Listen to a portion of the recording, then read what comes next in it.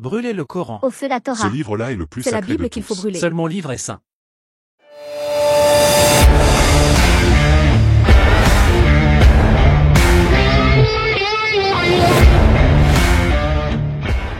Brûler un livre, quel qu'il soit, est toujours une absurdité qui ne mène à rien.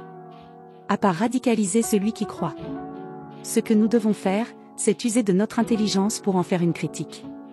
Celle-ci doit être saine, bienveillante, mais exigeante. Nous avons vu que notre croyance est blasphématrice pour les autres religions. Mais que dire des textes sacrés ? Si nous nous limitons aux 3 grandes religions qui existent en France, nous voyons que les 3 se fondent sur un texte soi-disant d'inspiration divine. Elles prétendent même que leur texte est la parole de Dieu. Ces textes regardés, avec un peu d'esprit critique, révèlent tous des incohérences flagrantes.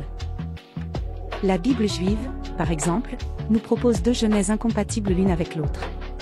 Et elle est scientifiquement fausse, avec la création de la terre avant le soleil.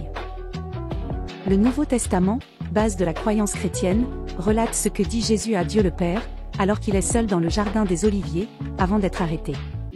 Rien ne vous choque ? Il est seul et on sait ce qu'il s'est dit à lui-même. Examinons le Coran à présent. Le Coran nous propose une embryologie des plus cocasses, avec la création des os avant la chair. Mais aussi une géographie incompatible avec le savoir actuel.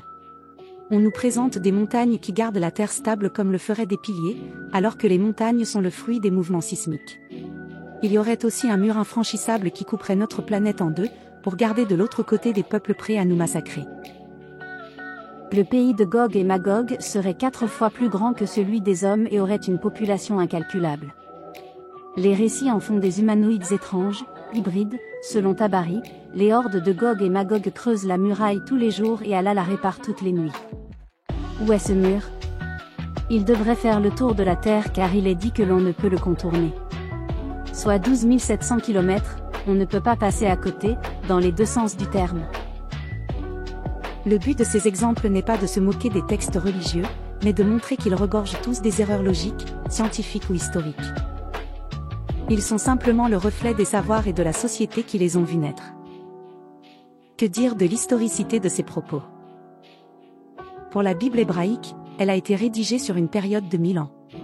Elle relate des événements qui n'ont laissé aucune trace dans le monde antique. Exemple, les 10 plaies d'Égypte ne sont mentionnées nulle part dans les textes égyptiens. De même, leur présence durant 500 ans comme esclaves n'a laissé aucun artefact archéologique. Jésus de Nazareth, cela vous dit quelque chose ? Savez-vous que cette ville fut fondée plus ou moins 100 ans après la naissance de Jésus-Christ ?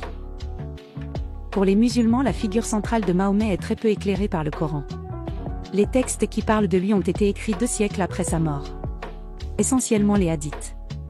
Dans les 3 religions, des documents ont été considérés comme faux et rejetés, ce sont les célèbres textes apocryphes. La plupart de ces rejets ont été faits pour garder une cohérence au récit. Alors pourquoi les croyants tiennent-ils leur livre comme étant un livre sacré, le seul et l'unique sur lequel est construit toute leur croyance ? Remettre en cause un point de détail dans ces textes, c'est faire effondrer un château de cartes. 2 solutions s'offrent à vous dans ce cas, dire qu'il faut prendre le texte comme une allégorie, les 7 jours de la création ne font pas 24 heures, ou s'arc-bouter à la divinité de l'écrit et risquer de tomber dans le fondamentalisme. Mais souvent la réponse qui m'est faite quand je demande à un tenant d'une religion pourquoi son texte est sacré, il me rétorque que « c'est Dieu qui nous a donné ce livre. C'est la parole de Dieu. » Donc, ce qui prouve que c'est la parole de Dieu, c'est parce que Dieu y parle, et ce qui prouve que Dieu s'adresse à nous ici, c'est que c'est écrit dans ce livre saint. Voilà un parfait exemple de raisonnement circulaire. Le raisonnement est identique à celui-ci. Ce qui prouve que cette source est miraculeuse et bonne pour la santé, c'est que beaucoup de malades viennent y boire. Et si beaucoup de malades viennent y boire, c'est qu'elle est bonne pour la santé. A prouve B qui est prouvé par A. Pour finir, un Dieu tout-puissant et qui sait tout, aurait dû, pour se différencier des autres fausses idoles vénérées à travers le monde et les temps, trouver un autre moyen qu'un livre. Colporter un texte à l'oral dans un premier temps, puis mis à l'écrit après plusieurs générations, c'est évidemment la source de divergence, et voir des textes parasites se greffer, sans qu'il soit possible de véritablement les différencier. Si vous avez participé à une réunion, vous savez qu'en sortant, les personnes qui étaient dans la salle n'ont pas retenu les mêmes choses, et que quelques semaines plus tard, on se demande si elles ont bien participé à la même réunion. C'est pourquoi les témoignages doivent être consignés le plus rapidement possible. Dieu aurait vraiment dû prendre un autre moyen pour se révéler, que par le truchement d'écrits. Nous verrons dans la prochaine capsule l'argument suivant: toute chose a nécessairement une cause, et que la cause première est Dieu. Mais d'ici là, n'oubliez pas que le blasphème est un droit, qui ne s'use que si l'on ne s'en sert pas. Si vous voulez encourager notre travail, un pouce, un abonnement, un commentaire, voilà ce qui nous aidera.